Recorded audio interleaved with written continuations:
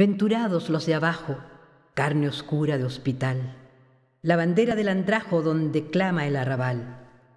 Venturados los obreros, del andamio y de la fragua, los silenciosos mineros, sombra y sombra bajo el agua.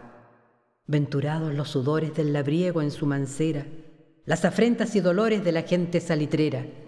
Venturados los hambrientos y sedientos de justicia, las toses y los lamentos, cosechas de la avaricia. Venturados los altivos, los indómitos, los bravos, los que luchan por los vivos en la tierra sin esclavos.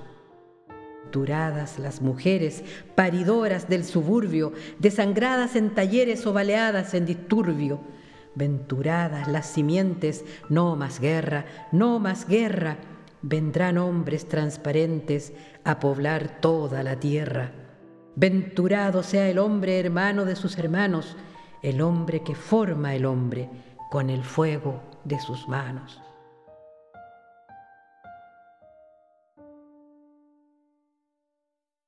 Agua fuerte nocturno. Era una noche más. La costumbre lograba acomodar en los ojos del 3785 una especie de esponjas para succionar las sombras. Era una noche más, vale escribir. Una agonía más para quien sostenía largos diálogos con este mundo agresivo y tenebroso. El 3785 estaba en su puesto, como siempre, desguarnecido y sin defensas. La plata no le restaba suficientemente para procurarse abrigo, pues en el sur muchas bocas recibían su pan de este oficio en que él iba aprendiendo poco a poco a penetrar el sentido de las cosas en toda su libertad.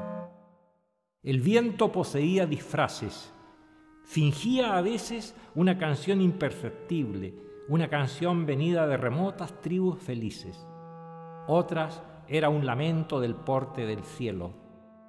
Y no pocas una caballería que derramaba su furia por encima de las casas. El viento era el único cordial camarada que el 3785 sentía cerca de sí, rondándolo, cuidándolo, quizás en sus horas de crucificado en la noche.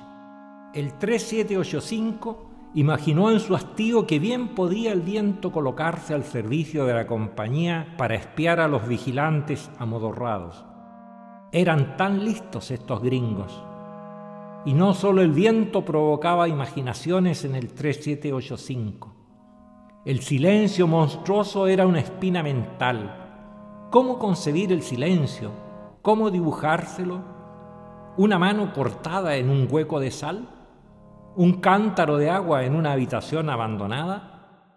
¿Un inmenso charco de sangre custodiado por una pantera ciega? Y con el viento y el silencio, la noche. Sobre todo la noche hundía profundamente sus garras en el 3785. Amigos de estudiantes que más que amar códigos o logaritmos, amaban la bohemia, amigo de los que rayaban las mesas de las cafeterías de San Diego y San Pablo en Santiago, el 3785 conoció e intimó con la noche ciudadana, la de lunares falsos y ancha boca de Rouge. Una noche que alojaba en los silenciosos hoteles, donde las sábanas son las olas indudables de la fuerte y desastrosa miseria santiaguina. Pero esta noche del desierto era muy otra. Noche como bandeja de caminos al misterio. Noche que se alzaba a la manera de una gigantesca puerta en que golpearan fantasmas sin otra historia que sus formas talladas en espanto. Y como la cabeza del 3785 ya estaba repleta de leyendas y de espectros pampinos, alguna noche sería invadido por aquellos conocidos de quienes él ni siquiera sospechaba su número exacto, porque los muertos enteramente, fuera de lo normal, se buscan y agrupan hasta constituir asambleas que un elegido únicamente puede presenciar. El 3785 era un elegido. Y si era una noche más esta que viviría, lo que soportaría en verdad era su bautismo de sangre, ungiéndolo para siempre en el dolor de los hombres. negreaban las máquinas con sus sistemas silenciosos. Pequeños brillos simulaban salpicaduras de la noche. El 3785 fumaba. Una carta de Lina le entibiaba el corazón. Para ella seguía siendo mi querido Rosendo. Alcanzaban las inmensas perspectivas nocturnas al borde de su alma. Las piedras ahitas de oscuridad eran los cráneos diseminados de un ejército deshecho y olvidado. El 3785, en cuclillas, equilibraba trozos de su vida pasada. Una calle con árboles en la que formó con Lina el monograma del atardecer. Un tallercito de escultor donde la greda odorizaba en sueños tenaces.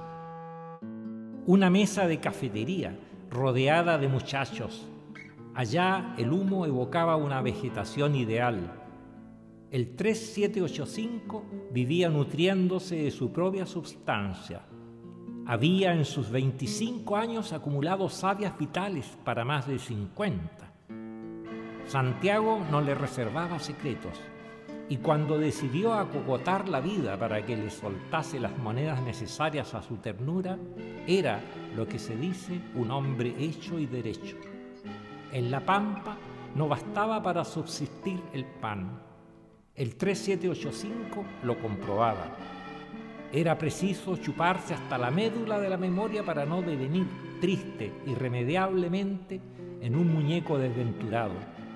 La mejor nutrición salía de uno mismo, de sus recuerdos. Él se mantenía frente a la noche, atrincherado en sus propias sombras.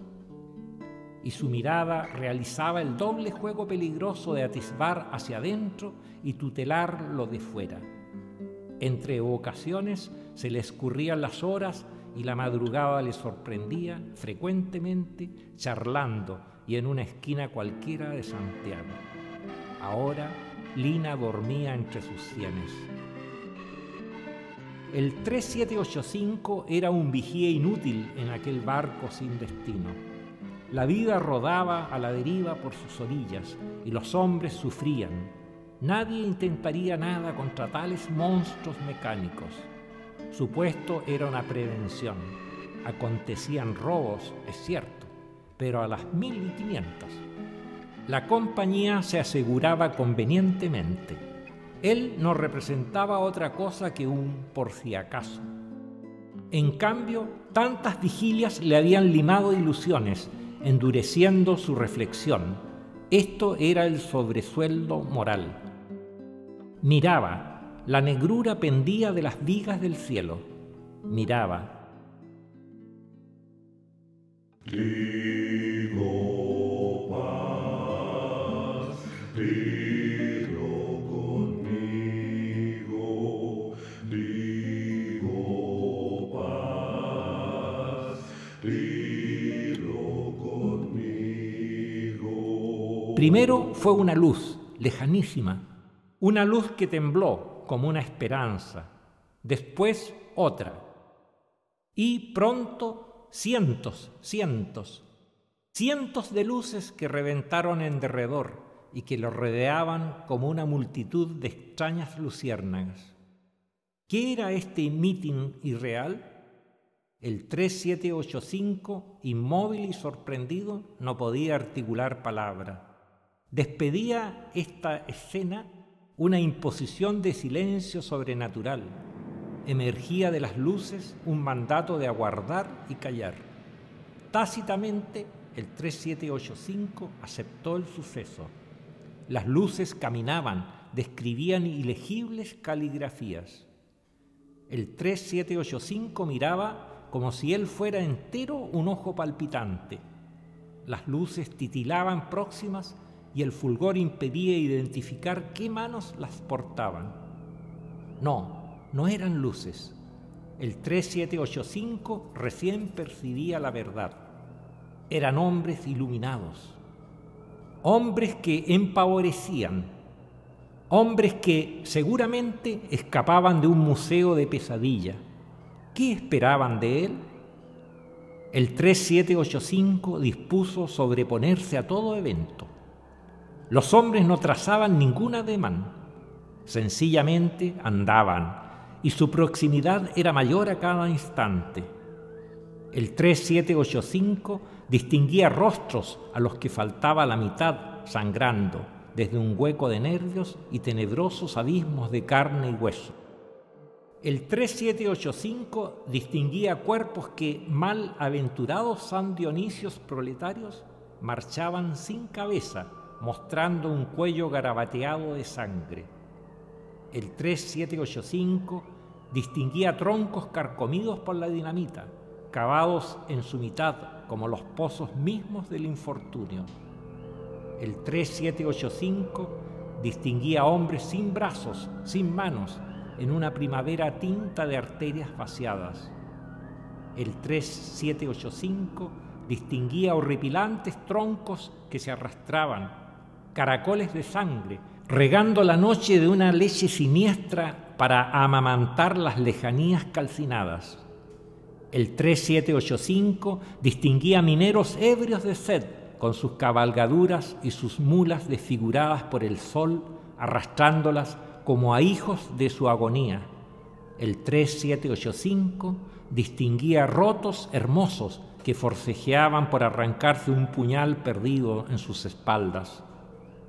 Eran los muertos del salitre que llegaban desde sus parcelas desdichadas a historiarle la pampa. Sangre, sangre, sangre. El 3785 tragaba el espectáculo.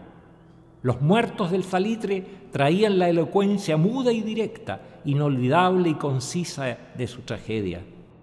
Ambición vuelta gesto final, amor que encontraba el tálamo solitario de más allá de las huellas, rebeldía del hombre que una bala ennegrecía de eternidad.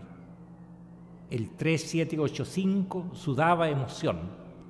Los muertos, inmóviles ahora bajo la sorprendida noche, le mostraban el horror de aquellas tierras donde la mano de Dios no se posaba, aquellas tierras en que el agua era una guirnalda de plata extraviada y el sol humeaba lo mismo que la fogata en que se quemara la vida. ¿Qué pretendían? Se quedaban como las estatuas del más crudo delirio. Sus cuerpos fosforescentes traspasaban a las máquinas un mediodía inolvidable. El 3785 ardía.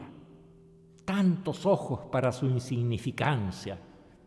Los muertos no gesticulaban, no pronunciaban palabra, pero transmitían solemnidad. Eran simplemente.